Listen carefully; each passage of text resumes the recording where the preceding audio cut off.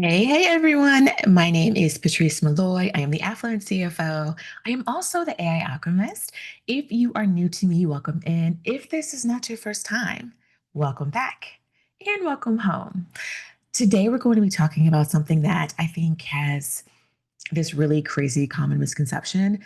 There is a lot of question around when do I actually need a CFO? And I'm going to break that down for you today. So the question is, do you actually need a CFO? So let's go ahead and find out. Okay. Now, here's kind of the deal, right? As you know, I am a self proclaimed affluent CFO, your financial fairy godmother, but I also have extensive experience in this space. I don't know if you're familiar with this, but I've been in the C suite for over 15 years. I've been in the industry for 25 years almost, and I've learned a lot. And here's the thing, I'm going to keep it real with you because you know how I do. But the thing is, everyone's out here chasing six figures. But when it comes to the question, do I really need a CFO? There's a lot of confusion and crickets. And it's like you can almost hear their bank account holding its breath because they think this is going to cost me a lot of money. Now, here's the thing I ask, what is it going to cost you if you keep doing this by yourself? If you keep having this MacGyver bubble gum and paperclip and safety pin type of financial situation in your business? That's not going to serve you. And here's the truth, these kind of like gut feel financials, meaning, oh, I think it feels right. I think this is what I'm supposed to be doing. That's fine, initially, until you're making about $250,000 in revenue. After that, your intuition starts lying to you. And here's why. You think you're profitable because there's cash left over or you see something in the bank account. However, the thing is, that's not the actual picture. You have to take into account your balance sheet as well, because that's everything that's due. So, any loans, any credit cards, any lines of credit, any vendor financing, all of those count as well on your bottom line. And if you're not taking that into account, you are not looking at your numbers realistically. You may think your sales are strong because your Stripe is ringing and you're getting all these notifications on your phone and all the things. Congratulations, by the way, if this is happening for you. But that's not true either. You might think you're scaling, but your cash flow is quietly grasping for air. Meaning, if you are sending out more money that's coming in each month and you're at a loss, you're not running a business, you are running a hobby, and an expensive one. So today we're breaking down, when do you actually need a CFO and what is it that we really do? And finally, the question is, how can AI bridge the gap between having a CFO and working with them one on one until you're actually ready? And leveraging things like artificial intelligence and tools and other applications to fill in that gap while you're working up to having that one on one time with the CFO. All right. So stay with me. And by the end, you'll know exactly where you stand. All righty. So now that we've gotten that out of the way, let's continue breaking down what it is that we're doing. At $100,000, your hustle is running the show. You're like, yes, I did this 6 figures by myself. You most likely don't have a team, or maybe you just have like a VA, and it's pretty lean and mean. And you're profitable, which is fantastic. But the thing is, things tend to break after a while. And at $250,000, the same hustle starts to mean that you are leaking and losing money. So between the first and the second kind of like revenue stages, there's a challenge. And you cannot run a business like a side hustle when it's growing like a corporation. Say it with me. You can't pray and post your way to profit. Did y'all catch that? I just want to make sure that you got that. All right. It's not a hope thing. It's not, oh, I hope this works. You need to be strategic and have a plan with your pricing, with your profit margins, with your financial statements, with saving and all the things and investing and reinvesting back to the business to ensure that you're actually operating like a CEO. And when I say gut feel, I mean pricing on like vibes based on a conversation you might have had, or if you're saying, I think I want to give them a discount just so that I can kind of get them in here and then we'll work up from there. We're not doing that. If you're guessing when you need to hire, then you more than likely already need to hire. And if you're voiding your numbers or you're not looking at your bank account or you're not doing your bookkeeping all the time because it makes you anxious, that's a problem. If that hit home, I want you to comment right now on what part of your finances you've been avoiding. And let me just tell you, we're not judging here. We are fixing. We are partnering with you to help you make these decisions to get out of that cycle. We're not doing this, uh, cyclical poverty type of situation where one month it's high revenue and the next month you're trying to figure out what to do. Next month, you've got a decent amount, and then at that fourth month, something else is happening. You can't live like that, and you cannot build a business like that. So let's go ahead and continue working on this. And let's clear this up. Your CFO is not your bookkeeper or your tax person. I mean, unless you do all of those things. Hi, I do all those things.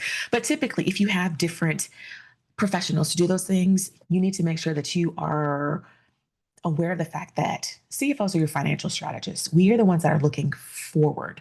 We are helping you forecast and set budgets to ensure that you're meeting your revenue goals, that you are meeting those margin goals and those profit goals, and you're able to pay yourself strategically, and you're able to set money aside so that you can hire or expand or purchase more inventory, all those things.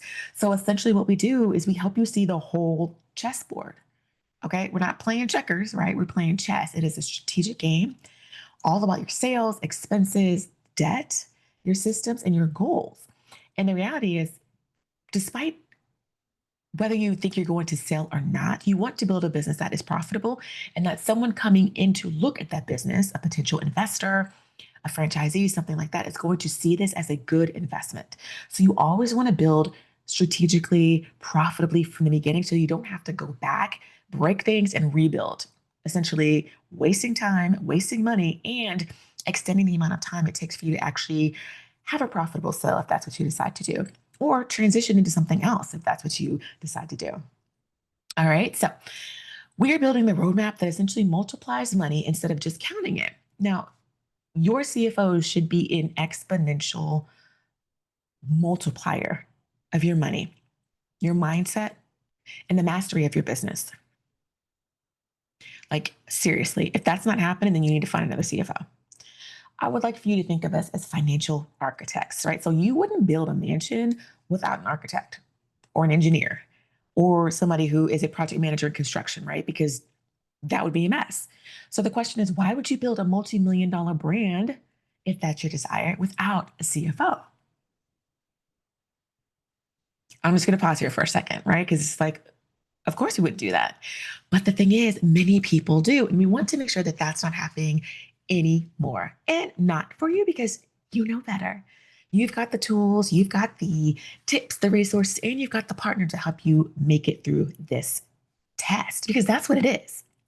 And speaking of tests, let's go ahead and run a quick test. Here's one of the first signs that you know that you need a CFO. You are hitting consistent six-figure months, but your cash isn't stacking or it's not multiplying, meaning, again, more money is going out of the business and coming into the business. Number two, maybe you're hiring faster than you're forecasting, meaning you're bringing on more staff than you actually have work for, money for, or opportunity for. And that's just a recipe for disaster. Number three, you can't answer what's my profit margin after owner's pay and taxes have been taken out. Or better yet, you're not even paying yourself on salary as a CEO. Number four, I said you're thinking about expansion, investors, or an exit. So if this is something that you are considering, you most certainly need a CFO. You need a mergers and acquisition professional. You need a lawyer. You need a whole team to make sure that you are ready. All right. So if you nodded to two or more, baby, you're ready. All right. Now, at this level, intuition is not enough. Every move must be a data backed, not drama backed decision, meaning you need to leverage the input that's coming into your business, your analytics, the sales, your ad spend, your ad costs, the customer acquisition costs, average cart order, all those things, and make informed decisions out of them. And I'm going to tell you why, because drama doesn't scale. Let me just say that once more. Drama does not scale. Inconsistencies in the way that you're running your business do not allow you to scale. Inaccurate or incorrect bookkeeping and financials do not allow you to scale. So we need to get out of that process and mindset and really focus on doing what it is that's going to help us be the best that we can possibly be. Remember, we're stepping into our power as CEOs. You are a founder, and that is perfectly fine, but you need to step up to that next echelon, if you will, and really focus on how do I take this business to the next level? How do I position it for sale? How do I position it to grow? How do I franchise it? How do I sell it to someone else who might want to step in as a CEO and allow me to be a board member or an advisory member? These are all questions that you want to ask. Now, if you're thinking, okay, Patrice, that's not me yet, that's perfectly fine, but you can still think like a CFO starting today. And here's where you need to start. First and foremost, you want to know what your weekly cash position is. So, again, looking at your bank account every week is what you should absolutely do because you need to know when you're getting paid, what's coming in, what clients do you have, what services are you expecting to have rolling in, what invoices do you have that are outstanding or that are going to be paid, right? You need to understand this. And you also need to know what bills are due, what expectations are coming up for me financially that I need to make sure that I have coverage for. Payroll, right? Insurance, 401k contributions or matches, any of those things need to be prepared for and they need to be saved somewhere in your bank accounts, right? And if you are familiar with Profit First, you have several different bank accounts, but you want to make sure that you have that readily available. You also want to give every dollar a job or an assignment, which I've said time and time again. Ladies and gents, every single dollar needs to have a place to go. If it does not, it will fall through the cracks. It'll be wasted. It'll be lost. And you'll be looking at me or calling me up at the end of the month talking about, I don't know where all my money went. And that is not how CEOs run their businesses, okay?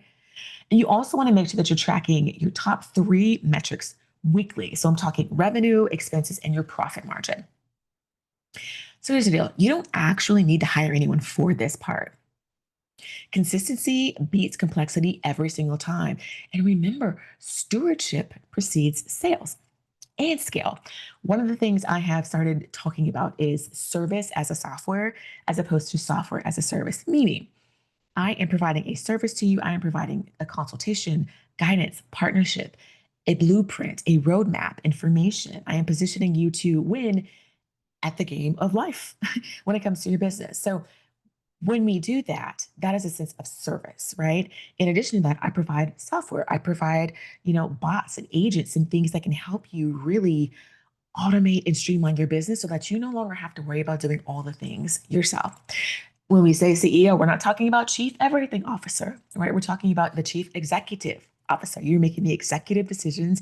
You are making the decisions and pulling the levers that are going to actually move the business. You're the visionary. So you need to act as such and leave those other administrative tasks to someone else who, one, loves to do it, or two, is really good at it. All right.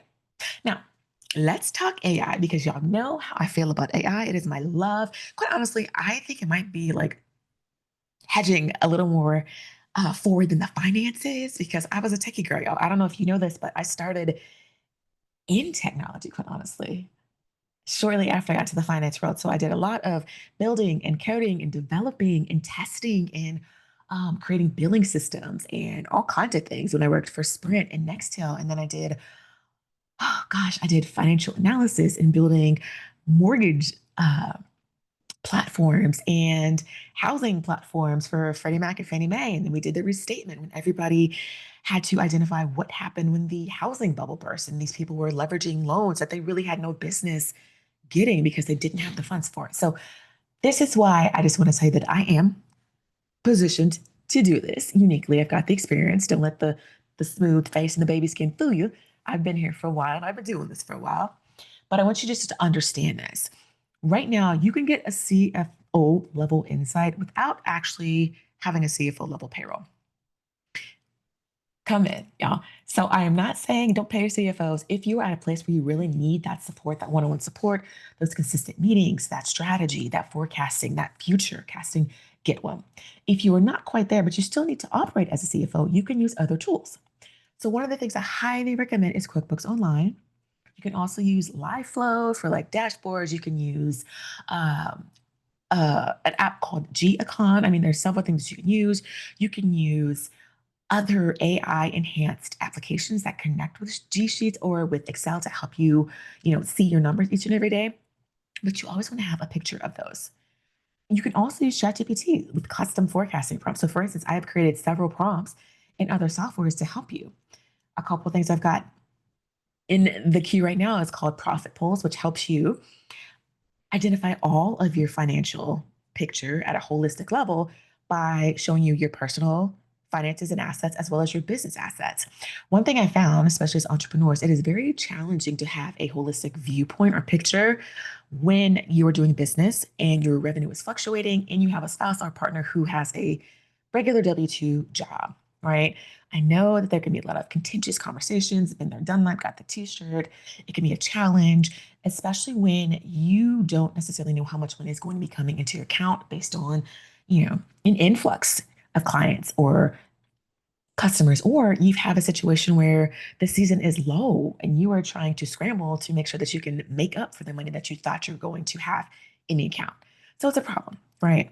And I wanted to solve that. I also have what's called Legacy Lab. And this is for AI dashboards that are going to help you track those KPIs that we talked about, your cash flow, so things in real time. So you need to really understand what's happening real time. Traditional accountants focus on things that are historical in nature, right? They talk to you about what happened last year. They help you create those financial statements, and then you use those for your taxes. CFOs are talking about real time, right now data analytics, KPIs, information that are going to help you make decisions right now and then into the future. Another really, really distinct difference. Okay. So when you have this information, you need to use it to your advantage. Now, a lot of people are thinking, oh, AI is dangerous. It's doing all this thing. It's taking people's jobs. And the reality is, it is taking some people's jobs, but that's because you're not leveraging artificial intelligence to your benefit. You need to get in on this. You need to understand what it means. You need to upskill. You need to train yourself. Go out and take additional classes, courses, whatever you need to do to make sure that you understand how to not only make your business run better, faster, cheaper, longer, right? You need to understand how to use that in the corporate world too, if you're still a corporate change maker or one of my, C-suite girlies, okay? Now, again, AI does not replace strategy, but it does train your brain to lead with precision. It helps you make informed decisions. It helps you think 10 steps ahead. And that's what you want to be able to do, especially if you're a CEO. So here's the truth. CFOs do not guess. We literally measure, okay? We don't panic, we plan, and we don't hope that your money is going to stretch. We literally make it stretch. We help you understand what needs to change, what you need to add, what you need to remove, what needs to be consolidated, all the things to make sure that you are growing each and every day. Because again, every dollar is a soldier. It is a soldier in your army, and you need to give it an assignment. Every expense needs to earn its keep, and essentially every decision is going to leave a financial fingerprint. So you need to be very mindful of what it is that you're doing. So tonight, I want you to pull up on your profit and loss statement. All right, so pull it up if you don't have it yet. If you need to figure out how to create one, hit me up. I can send you a tool that will allow you to create or generate a profit and loss statement. But what you need to do is find one expense that does not serve you right now. It's not taking you to the next level, at least one. I'm sure there are 10 easily. And then I want you to cut it. After you do that, I want you to comment done, because when you do, I'll be in the comments celebrating your shift from founder to CEO.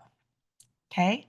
From foundational or from beginner to strategic visionary. We want to focus on the strategic visionary part. So that's what I'm going to do. All right. So do let me know what you cut, what you find, what you know that you can use. Here's the deal. You can typically get 10% back or added to your profit margin just by doing an expense audit. You need to do these every month at a minimum. All right. That's just a pro tip. So again, we asked, do you actually need a CFO? So again, maybe not today, but you definitely need to start thinking like one. When you're ready to turn chaos into clarity, your business is going to be the blueprint, and your income is what's going to be turned into generational wealth. And when you are ready to come to that, conclusion, and you're ready to move forward in that, I'm your girl. So come and find me. All right. So again, My name is Patrice Malloy. If you're new to me, welcome in. If you're not, welcome back. I am the Affluent CFO, and I don't just make you money, I help you make wealth moves with purpose. So, what I'd love for you to do is if you got anything from this, if you have a business bestie, tag her, tag him, subscribe, share this with a friend who's running on these vibes because we need to make sure that they're actually making their money. And as always, to your unapologetic affluence, I cannot wait to see you next time. I appreciate you, and we will talk soon.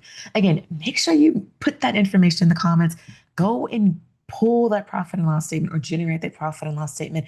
See what you're spending your money on and cut the things that are duplicative, that are not helping you move to the next level, that are not saving you time, money, uh, headache. All right, and cut them. Period. All right, y'all. Make sure you subscribe, like, and until next time, I will see you again. Talk soon. Bye bye.